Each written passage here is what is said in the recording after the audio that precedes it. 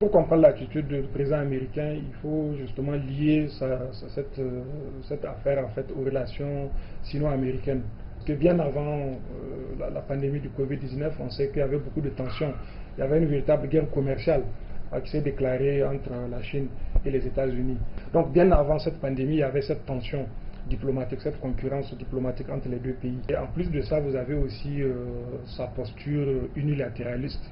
C'est-à-dire que Donald Trump, c'est quelqu'un qui a toujours combattu le multilatéralisme qui était promu par Obama, le précédent président aux États-Unis. Donc il est dans cette logique-là. C'est dans le même sens qu'on peut expliquer pourquoi les États-Unis se sont retirés de l'accord sur le nucléaire iranien, pourquoi Donald Trump a également dénoncé l'accord de Paris sur le climat. Donc le retrait de l'OMS peut s'inscrire dans cette logique unilatéraliste. America First, c'est ça son slogan en matière de politique étrangère. L'idée ici, c'est de dire que toute question, toute initiative internationale qui de son point de vue ne cadre pas avec les intérêts immédiats des États-Unis et est contre l'opinion de ses électeurs, voilà, il ne peut pas s'y engager. C'est dans cette logique-là qu'on peut expliquer sa décision radicale vis-à-vis de l'OMS. C'est une guerre économique depuis l'arrivée de M. Trump au pouvoir. On sait très bien les relations tendues avec certaines puissances telles que la Chine. Donc je pense que le Covid ne doit pas être un prétexte pour régler d'autres comptes. C'est une pandémie mondiale. Donc nous devons tous être solidaires et rester autour de la table pour assumer les responsabilités en fonction. Peut-être que c'est clair que les responsabilités sont partagées et diffèrent. Mais je pense que la décision n'est pas opportune et les Américains, tout comme les Chinois, doivent pouvoir voir l'intérêt global au détriment de leur intérêt économique ou de leur intérêt particulier. Au-delà des experts, c'est l'ensemble de la communauté internationale, des citoyens, des activistes qui sont en tout cas choqués.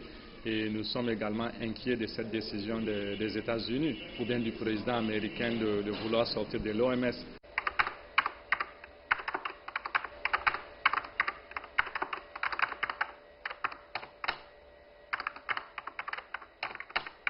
Aujourd'hui, par rapport à la pandémie du Covid, tout le monde indexe la Chine et c'est normal que la Chine aussi puisse user des moyens légaux, diplomatiques, politiques pour montrer quand même sa volonté de lutter énergiquement dans la lutte contre cette pandémie. Mais également, cela donne aussi du poids par rapport à cela, renforce l'influence chinoise et je pense que c'est important que les États, en tout cas, puissent réfléchir pour voir comment réduire l'influence de certaines puissances pour qu'il y ait une gestion, comme je l'ai dit, équitable.